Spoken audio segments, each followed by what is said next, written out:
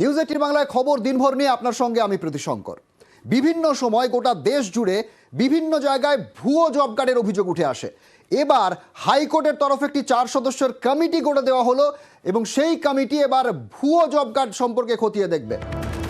ভুয়ো জব কার্ডে হাইকোর্টের কমিটি 4 সদস্যের কমিটি, তারা ভুয়ো জব কার্ড নিয়ে যাবতীয় অভিযোগ, কোথায় ভুয়ো কার্ড রয়েছে সমস্ত বিষয় তারা খতিয়ে দেখবে। ভুয়ো জব কার্ডে এবার হাইকোর্টের কমিটি 4 সদস্যের একটি কমিটি গঠন করা হয়েছে। কমিটিতে কেন্দ্র এবং ক্যাগের প্রতিনিধিরাও থাকছেন। জেলা অনুযায়ী তথ্য খতিয়ে দেখবে হাইকোর্টের এই কমিটি।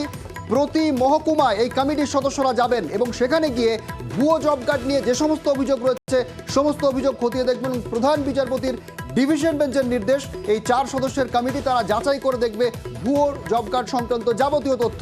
25শে জানুয়ারি 100 দিনের কাজের মামলার পরবর্তী শুনানি। ভুয়ো জব কার্ডে প্রধান বিচারপতি ডিভিশন বেঞ্চ 4 সদস্যের কমিটি করে দিয়েছে। এই 4 সদস্যের কমিটি তারা রাজ্যের বিভিন্ন জায়গায় যাবে। অর্ণবের থেকে বিস্তারিত জানবো। অর্ণব, বিভিন্ন সময় গোটা দেশ জুড়ে বিভিন্ন জায়গায় ভুয়ো জব কার্ড নিয়ে যাবতীয় অভিযোগ ওঠে, এবার হাইকোর্ট তদন্ত কমিটি করে দিল। জোড়া জনস্বার্থ মামলা হয়েছিল আমাদের রাজ্যে 100 দিনের কাজের বকেয়া টাকা আদায় নিয়ে।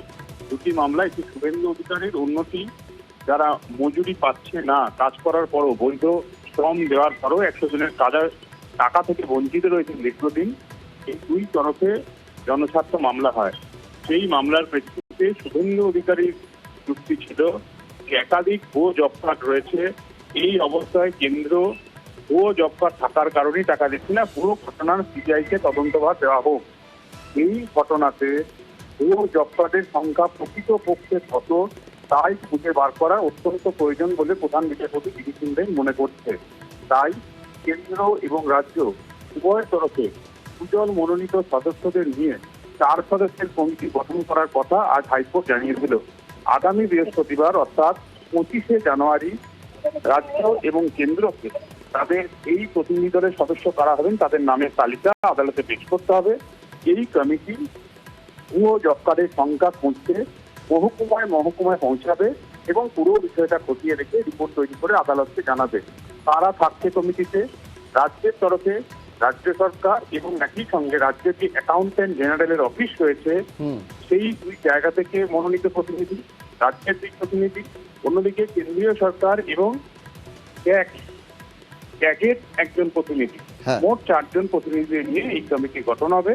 সেই কথা আজ জানিয়ে দিল প্রধান বিচারপতি ডিভিশন বেঞ্চ। ধন্যবাদ অর্ণব।